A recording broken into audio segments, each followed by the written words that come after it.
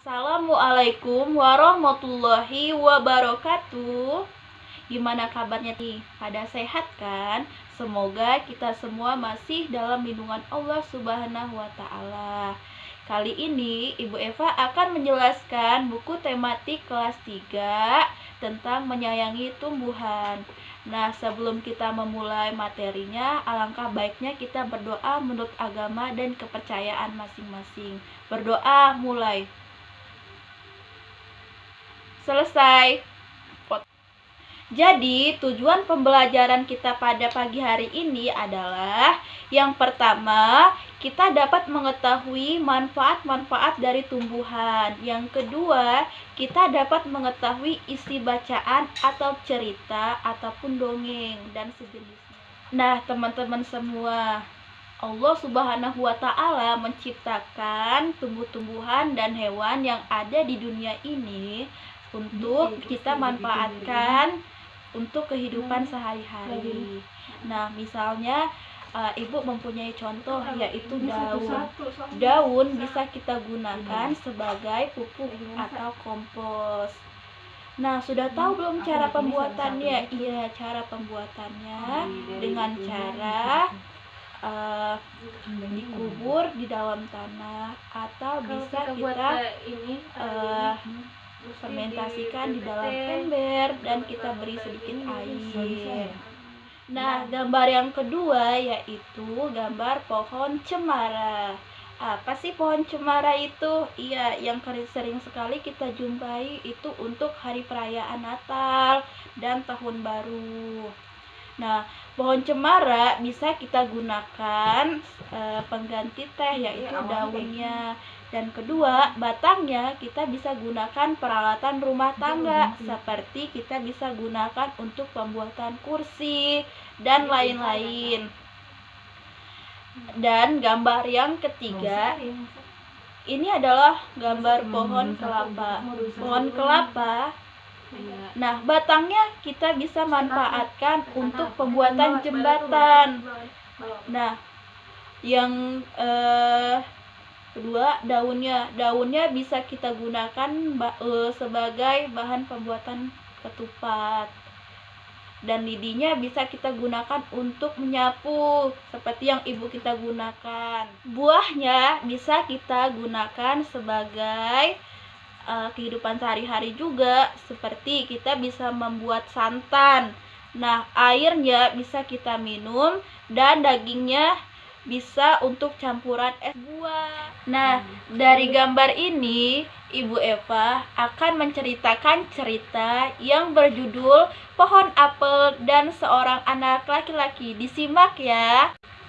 Nah, dari gambar ini Ibu Eva akan menceritakan cerita yang berjudul Pohon Apel dan Seorang Anak Laki-laki. Disimak ya. Dahulu kala, di sebuah padang, hiduplah sebuah pohon apel yang rindang dan banyak buahnya. Setiap hari ada seorang anak kecil yang senang bermain di bawah pohon tersebut.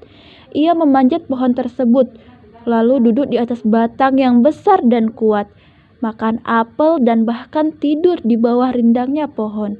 Ia sangat mencintai pohon itu.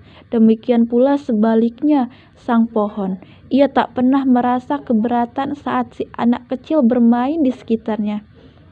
Ia bahkan seringkali mengajaknya bercanda dan bercerita. Waktu pun berlalu. Si anak telah beranjak dewasa. Suatu hari, ia mengunjungi pohon apel dengan wajah yang sedih. "Apel, aku sedih," katanya. "Mengapa kau sedih, wahai anakku?" "Aku tak punya mainan. Aku ingin membeli mainan tetapi aku tak punya uang," katanya. Melihat si anak menangis, pohon apel pun iba. Dijatuhkannya beberapa apel dari tubuhnya. "Aku tak punya mainan untuk kuberikan kepadamu, tetapi kau bisa menjual apel-apel ini agar kau punya uang dan bisa membeli mainan," kata si pohon apel. Bergegas dengan wajah bahagia dan penuh semangat, anak kecil itu memungut semua apel yang jatuh dan dijualnya ke pasar. Ia pun berhasil membeli mainan yang diidambakannya. Sayangnya, ia tak pernah kembali. dan bersedihlah si pohon apel. Si anak telah beranjak dewasa. Ia telah memiliki keluarga dan anak-anaknya. Suatu kali ia lewat di padang dan pohon apel menyapanya. "Hei, kemarilah, ayo bermain denganku," katanya. "Ah, aku tak punya waktu bermain denganmu.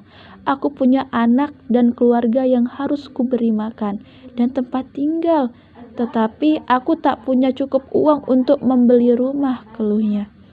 Tak tega melihat si anak yang tak punya rumah, pohon apel pun berkata, "Nak, aku tak bisa memberikanmu sebuah rumah, tetapi kau bisa memotong ranting-ranting kokohku ini. Bangunlah rumah dengan rantingku agar keluarga dan anak-anakmu tak lagi kedinginan, kehujanan, dan kepanasan," kata si pohon apel. Kegirangan mendengar ide pohon apel, si anak mengambil gergaji dan memotong ranting-ranting pohon apel dengan penuh semangat. Sayangnya ia tak kembali lagi dan pohon apel pun bersedih. Beberapa tahun kemudian, si anak kembali dengan wajah yang letih dan lesu. "Hai, kemarilah, ayo bermain denganku," sambut pohon apel kegirangan melihat si anak kembali. "Tidak, aku tak punya waktu bermain denganmu. Aku sudah tua. Aku merasa jenuh. Aku ingin menghibur diriku dan berlayar di samudera luas. Bisakah kau memberikanku sebuah kapal yang besar?" tanya si anak. Aku tak bisa memberikanmu kapal yang besar, tetapi kau boleh memotong batang pohonku dan membuatnya menjadi kapal," kata pohon apel dengan tulus. Demikianlah si anak memotong batang pohon apel yang besar, mengubahnya menjadi kapal dan pergi berlayar. Ia meninggalkan pohon apel yang kini tinggal akar yang lemah. Pohon apel pun bersedih dan berdoa agar si anak dapat kembali lagi.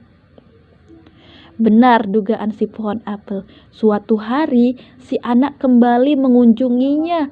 Namun ia sudah sangat tua dan lemah. Ia terlihat sangat lelah. "Hai anak, kemarilah. Aku sudah tidak punya apa-apa yang bisa kuberikan padamu. Tak ada buah apel, tak ada ranting atau batang pohonku," katanya. "Tidak, aku tidak butuh apelmu. Gigiku sudah tidak kuat untuk menggigitnya. Aku juga tidak butuh rantingmu. Tubuhku terlalu lemah untuk memanjatnya," kata si anak. "Lalu apa yang kau butuhkan dariku? Buahku sudah kau ambil, rantingku sudah ku berikan.